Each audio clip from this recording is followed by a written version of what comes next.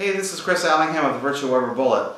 Today we're going to take a look at a brand new product called the Weber Smokey Mountain Stacker. It's from a company called Pro Barbecue out of the United Kingdom. They have a line of smokers. In fact, I'll put a picture up on the screen here so you can see what they look like. They look kind of familiar, don't they? You can see where the inspiration came from for this product. I will say though, they've done some innovative things with their product, and one of them is they have a modular design. You can actually add additional middle sections in order to increase your cooking capacity. And what these folks have done is they've created a middle section specifically for the Smokey Mountain Cooker.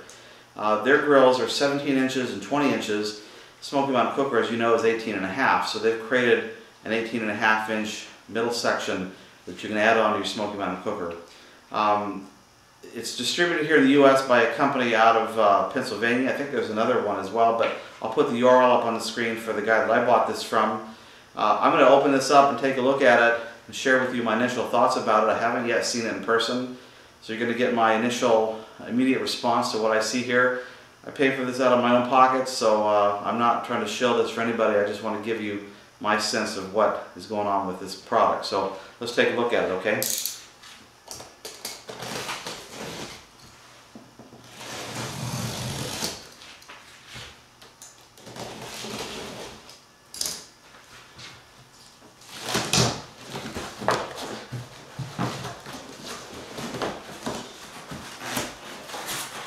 You've got one piece of styrofoam on the top. I'll show you the inside. You've got your middle section packed here with looks like some sort of owner's manual or something in there. Styrofoam in each of the four corners to protect the corners of the box. That's probably a pretty good idea. You put this on the floor and take this out.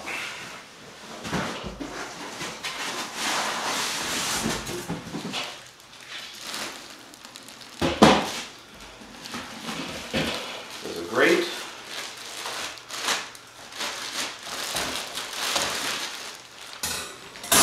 There appears to be an owner's manual.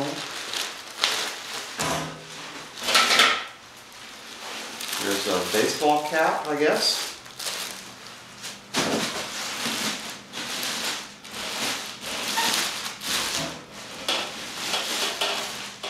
And here's the middle section. So this does appear to be completely pre-assembled. It is fairly heavy for its size. I wouldn't say that it is necessarily any heavier gauge than the middle section for the Smokey Mountain Cooker. It does appear to be similarly finished, although I'm not sure that it's actually a porcelain enamel. The way to know would be to probably try to chip it and see if it flakes off. My guess is that it probably is not porcelain, but I really don't have any way of knowing that.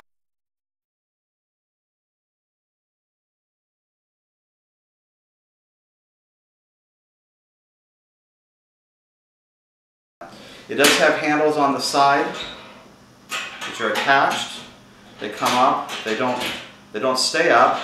They go down automatically. That might be a little bit difficult to sort of get your hands on with gloves, but without gloves it's very easy to deal with. There's a door on the front. The door is hinged, it's attached. That's kind of a nice feature. It does appear to be aluminum. It has a little latch on the outside. It does fit very it has a very positive connection when you turn it to close it. It is not necessarily all that tight to the body as I look at it. There's sort of a gap here. I'll try to get a close-up of that so you can see that. There's a lot of concern among Smokey Mountain Cooker owners about their access door and how tightly it fits. And we always tell people, it's not supposed to be airtight. You do want it to be fairly tight, but it doesn't have to have a gasket or anything like that in order to make it airtight. What I'm seeing here is that there is some space between the body of this section and the hinge, and there is some space on the latch side between the body and the door. My guess is though that if you look at it from the inside though, it's a fairly tight fit of the door. It has a little indentation that sort of goes inside the body here. So I say the door looks like it's a pretty tight fit. There'll be a little bit of air infiltration around the hinge, but other than that I think that's a pretty good fitting door actually. On the inside I see that I have what looks like brackets to hold my grate, but one of these actually is not tightened, and I'll show you a picture of that. It's something you might, actually two of them are not appropriately tightened, so a little quality issue there. One of them is an eyelet right here on this side, so you can pass a thermometer probe through that. That's a nice feature to measure your cooker temperature. The grate itself, you know, this does look a lot like the Smoky Mountain Cooker grate. It's very similar construction. I'd say it's really, I mean, I don't know that it's heavier. It seems to be maybe a tiny bit heavier, but really similar construction to a normal Weber grate. And this will sit here at the top. This won't go in terribly well because my brackets are not tight, but it looks like actually the way it's designed, it has there's a little lip on the edge of the bracket to help hold the grate in place, which is interesting. Okay, I'm out here in the backyard with the Weber Smokey Mountain Stacker. Let's put it on the cooker and see how it looks.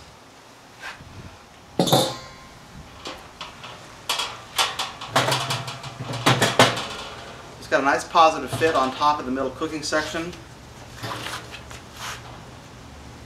I think it looks pretty good. These handles are going to be nice and functional, you know, when you take this off when it's cold. But if this is hot, like I was saying before, you're going to have a bit of a challenge, I think, with these handles. They probably should be standing straight out all the time. Let's put the lid on.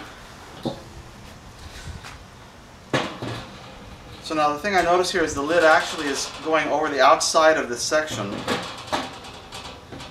It does have a nice tight fit. Let's see if it comes off. Well, yeah, it comes off. The whole thing comes off. So I guess my impression about that is that, or my thought about that is that you're probably not going to have a lot of air infiltration through this joint, but you may have condensation coming down this lid and rolling down the outside of the stacker. In fact, I think there's some people on the virtual Weber bulletin board that have already reported that problem. Maybe you could fashion a gasket out of foil or something like that to try to catch that condensation, but that's going to be a bit of a challenge. The other thought I have also is that as we know, that condensation, that grease and smoke and so on, it tends to solidify when it gets cold, and this is not that easy to take off right now, and if that condensation gets in there and dries, it might be very difficult to get this lid off. I think it would be a better design if the lid fit on the inside of the stacker like happens on the Smoky Mountain Cooker with the middle section. So my initial impressions about this product, in terms of the concept, I give it an A. It's a great idea, something Weber probably should have done themselves a long time ago. In terms of the quality of the construction, I'd say it's probably B+, A-. It does seem to be pretty substantial and pretty well made. A little bit disappointed with the out of the box quality in terms of the way those brackets were connected, but I was able to fix that very easily with a Phillips head screwdriver. In terms of the design, I'm going to say somewhere between a C and a B. I'm not quite sure about how this lid is fitting on here. I think it's going to be a mess on the outside with the condensation. I think the construction and the design of the door is a pretty good idea, actually, and pretty well fitting. I do question the handles, though. I think they probably should be standing out so that you can get on those easily with a pair of gloved hands. They will be great, though, just for taking it on and off when the cooker's cool. So all in all, I think it's an interesting product. Might be something you might want to try if you want to increase your cooker capacity. You know, hopefully we'll see more innovative products like this in the future.